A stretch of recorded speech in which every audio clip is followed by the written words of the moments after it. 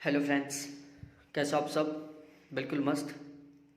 तो देखो, RPSC college lecturer की वैकेंसी का नोटिफिकेशन आ चुका है और मुझे लगता है कि सभी ने फॉर्म अप्लाई कर दिया होगा। और जिसने भी अभी तक फॉर्म अप्लाई नहीं किया तो भाई एक बार फॉर्म ज़रूर भरें, ठीक है। क्योंकि ये मौका बहुत लंबा है, 6 साल पहले मिला था, अब वापस 6 साल बाद में मिलेगा, ठीक है। वो आता है ना, आते आते तेरी याद आ गई, वो वाला सिस्टम है इसमें। तो ये है। अब हमें क्या करना है भाई साहब, सीरियस होकर तैयारी करनी है। जो 2015 से लोग एक गाना याद कर रहे हैं इसके चक्कर में कि धीरे धीरे से तू मेरी ज़िंदगी में आना, तो ये धीरे धीरे से आ रही है, धीरे धीरे से आने में इसको 6 साल लग गए। अब आगे कब आए इसका कोई कंफर्म नहीं है, क्योंकि 5-6 साल तो लेगा ही, ठीक है। अब इसमें क्या सिस्टम है कि भाई हमें अब की बार सिलेक्शन लेना है, कुछ भी हो जाए चाहे, और हमें कोई भी ऐसी गलती नहीं करनी है जिसकी वजह से हमारा यहाँ पर सिलेक्शन रुक पाए। तो मैं आज आपको कॉलेज लेक्चरर की वैकेंसी के रिगार्डिंग, बहुत सारे लोग कंफ्यूज हैं, तो मैं सारे के सारे कॉन्सेप्ट क्लियर करने वाला हूँ। कोई भी ऐसा कॉन्सेप्ट नहीं छोड़ूंगा जो आपके मन में हो और आपको ऐसा लगे कि सर इसके बारे में हमें नहीं बताए, ठीक है। तो सबसे पहले तो मैं आपको बता दूं कि मैं यहाँ पर ज्योग्राफी का और जीएस का बैच चला रखा हूँ, तो प्लीज़ ज़रूर बैच ज्वाइन करें। अभी फीस बिल्कुल कम है, पहली बात। दूसरी बात, एक मात्र चैनल है जो आपको सारा का सारा कंटेंट एक जगह प्रोवाइड करवाएगा, ठीक है। तीसरी बात, आपको अब 20-30 बुक पढ़ने की कोई ज़रूरत नहीं है, मेरे नोट्स पढ़ो, 100% सिलेक्शन हो जाएगा। क्योंकि मैं कुछ नहीं छोड़ने वाला, एक भी ऐसी गलती नहीं करूँगा और ना ही एक भी ऐसी गलती करने दूंगा जिसकी वजह से हमें नेक्स्ट टाइम के लिए वेट करना पड़े, ठीक है। तो सभी के सभी मेरा बैच ज्वाइन करें, बहुत हेल्पफुल रहेंगे आपके लिए, चाहे अदर स्टेट से हो और चाहे राजस्थान से हो। बिल्कुल नाम मात्र फीस है। और बैच ज्वाइन करने के लिए आप कांटेक्ट करें 7891350470।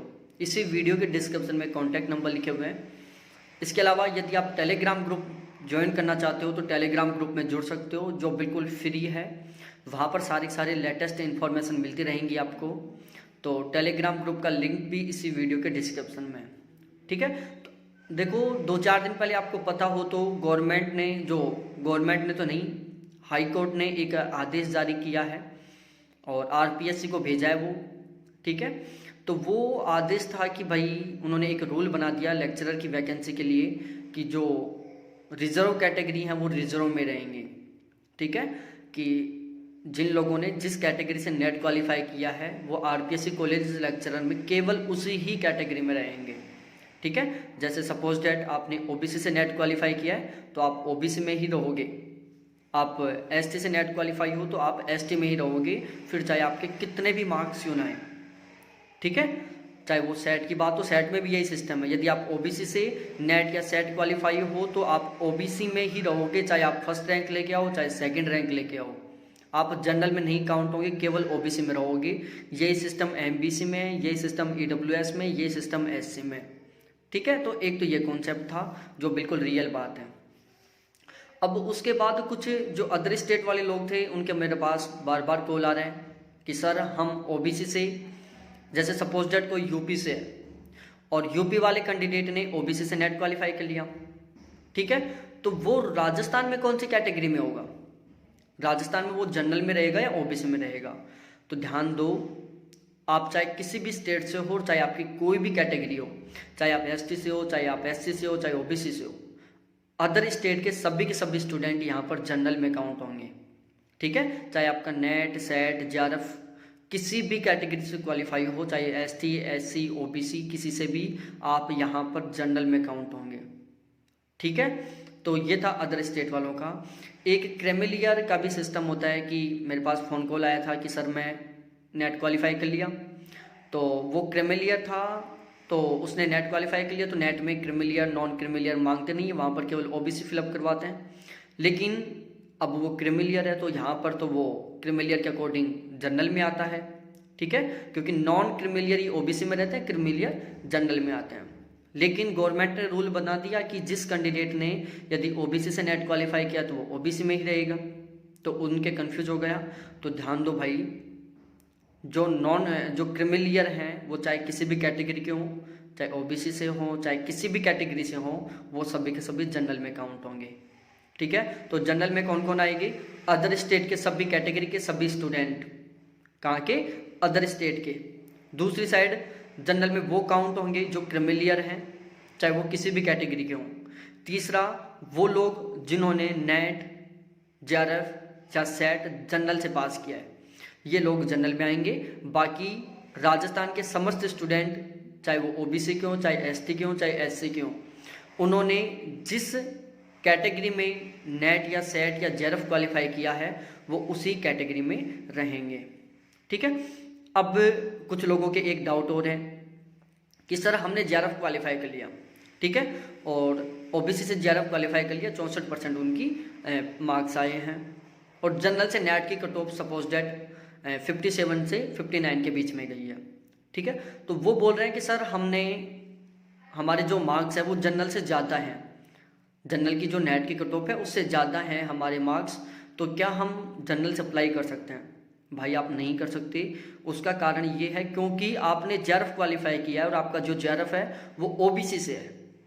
आप जब फॉर्म अप्लाई करोगे आरपीएससी कॉलेज लेक्चरर का, तो उसमें जब नेट या जेआरएफ का फिलअप करवाएगा वो, तो उसमें आप जेआरएफ डालोगे, और आपका जेआरएफ किससे है? किससे आपका जेआरएफ? ओबीसी से है। ठीक है। तो जेआरएफ जिस कैटेगरी से उसी कैटेगरी में रहेगा। आप ऐसा सोच रहे हो कि चलो मेरे ज़्यादा मार्क्स आए थे तो नेट तो मेरा जनरल से हो गया, नहीं भाई, आपका जेआरएफ है वहाँ पर, तो जेआरएफ आपका जिस कैटेगरी से हुआ है उसी कैटेगरी में आप शामिल रहोगे। आपका जो सर्टिफिकेट के ऊपर जो आपकी कैटेगरी लिखी हुई है ना, उसी कैटेगरी में शामिल रहोगे आप। ठीक है। दूसरी side good academic record.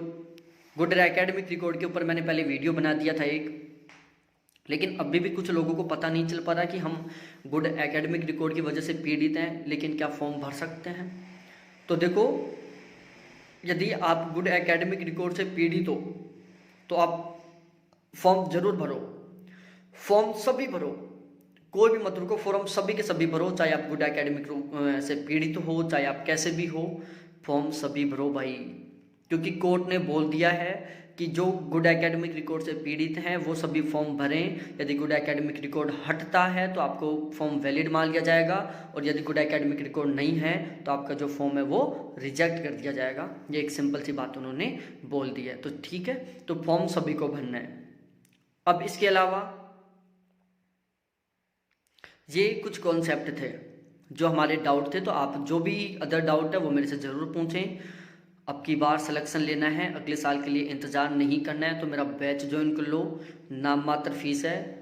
Contact number है 7891350470, और एक मात्र प्लेटफॉर्म है जो आपको ना तो 20 बुक पढ़ने की ज़रूरत पड़ेगी, ना आपको कहीं कहीं भटकने की ज़रूरत पड़ेगी, पूरा का पूरा यहाँ मिल जाएगा आपको। ये बोल सकता हूँ कि आपको एक भी बुक खरीदने की ज़रूरत नहीं है, सब कुछ यहाँ मिलेगा आपको इस प्लेटफॉर्म पर। एक बार बैच ज्वाइन कर लो। बैच की फीस अभी तो बिल्कुल नाम मात्र है, ओनली 700 रुपये अभी, जिसमें जब तक एग्ज़ाम होगा तब तक मैं पढ़ाऊँगा, चाहे एग्ज़ाम 5 साल बाद में हो, चाहे 10 साल बाद में हो, चाहे अगली साल हो। ठीक है। कंप्लीट सिलेबस करवाऊँगा, कंप्लीट करंट पढ़वाऊँगा, एक भी ऐसा टॉपिक नहीं छोड़ूंगा, एक भी ऐसी गलती ना तो करूँगा, ना करने दूंगा जिसकी वजह से हमें अगली बार तैयारी करनी पड़े। ठीक है। तो आप बैच जरूर ज्वाइन करें सभी के सभी, और इसी वीडियो के डिस्क्रिप्शन में टेलीग्राम ग्रुप का लिंक पड़ा हुआ है, तो टेलीग्राम ग्रुप ज्वाइन करें। और इसके अलावा एक अलग से मैं इन्फॉर्मेशन और सुन रहा हूँ कि कुछ नए पद सर्जित किए गए हैं। समथिंग पदों की संख्या 477 नए पद सर्जित किए गए हैं, तो उसके ऊपर मैं वीडियो बना रहा हूँ। उस वीडियो का जो लिंक है इसी वीडियो के डिस्क्रिप्शन में, तो वो जो नए पद सर्जित हुए हैं उस वीडियो को भी आप ज़रूर देखो। और ज्योग्राफी के स्टूडेंट हो तो भाई साहब दोनों बैचों के लिए ज्वाइन कर लो। ठीक है। जिसका अभी नेट नहीं है तो वो नेट वाले भी फॉर्म भर दो भाई लोगों। जिनका अभी तक नेट नहीं हुआ ना, तो विदाउट नेट से भी फॉर्म भर दो। फॉर्म भरते टाइम जो आपका नेट का मांगेगा ना, भाई आपके रोल नंबर, आपके नेट में कितना % बना है, उस पूरी लाइन को खाली छोड़ दो और नेट का फॉर्म भर दो। और नेट के फर्स्ट पेपर और ज्योग्राफी दोनों के लिए भी बैच चला रखा हूँ मैं। नेट का फर्स्ट पेपर, नेट के लिए ज्योग्राफी, कॉलेज लेक्चरर के लिए ज्योग्राफी और कॉलेज लेक्चरर के लिए जीएस का पेपर, ये 4 बैच है मेरे। जिसका नेट नहीं है वो दोनों के लिए ज्वाइन कर लो। ठीक है। ज्योग्राफी सब्जेक्ट है तो सबसे पहले बेस्ट प्लेटफॉर्म है, आपको कहीं कुछ भटकने की नहीं है। यदि ज्योग्राफी सब्जेक्ट नहीं है, आपका कोई अदर सब्जेक्ट है, तो जीएस के लिए फर्स्ट पेपर के लिए जरूर ज्वाइन करो, बेस्ट स्कोप है। ठीक है। और बैच ज्वाइन करने के लिए कोशिश करो, क्योंकि बहुत बेस्ट प्लेटफॉर्म है। एक जगह सारा का सारा कंटेंट आपको नहीं मिलने वाला। 20-30 बुकों के पीछे पढ़ोगे, कुछ कभी कैसे बुक पढ़ोगे, कोई कैसे बुक पढ़ोगे, कोई झंझटबाजी नहीं होगी। बिल्कुल सिंपल से मेथड से हम कॉलेज लेक्चर में अपनी सीट बना लेंगे। ठीक है, तो ये थी मेरी कुछ जो सारी इन्फॉर्मेशन थी जो मैं बताने चाह रहा था, वो मैंने बता दिया। बाकी आपका कोई कॉन्सेप्ट हो तो ज़रूर आप मेरे को कॉल करके पूछ सकते हो, व्हाट्सएप पर चैट करके पूछ सकते हो। ठीक है, तो बहुत बहुत धन्यवाद। टेलीग्राम ग्रुप में ज़रूर जुड़े, बैच ज़रूर ज्वाइन करें। थैंक्स देखने के लिए, बाय।